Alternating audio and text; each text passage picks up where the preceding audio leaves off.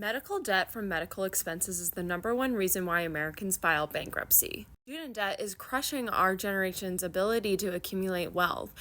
No amount of avocado toast purchasing will ever compete with the hundreds of thousands of dollars of debt to get an education. Education is not a scam, I want to clarify. And I truly believe that there is such a credit card debt issue in this country, one, because of their predatory practices, but two, because the cost of living is so high compared to the wages. The wages have stagnated for decades. All of these factors led to me writing my fantasy novel, The Debtor's Game. And in my world, your debt is tattooed as rings on your body. There is a practice called the 4 before the feed, which is this practice of tattooing newborns with 4 rings of debt, 1 to each major institution, before placing the child in the mother's arms.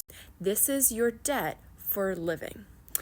1 to the governing body, 1 to the media, 1 to the military, and 1 to the House of Healing, which delivered you. Your parents can pay off your debt only if they do not have debt themselves. But here's the thing. When someone dies, their debt must be inherited. This ensures a cycle of generational poverty and wealth. When I was writing this novel and I was writing these practices and I was wrestling with the moral and emotional dynamics, I felt evil.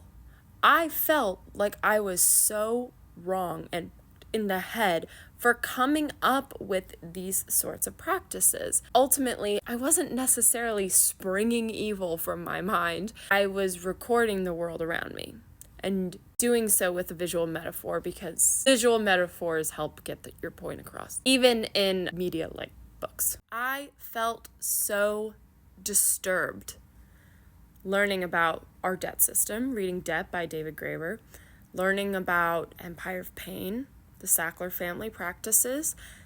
I wanted to do this research. Oh, little cat.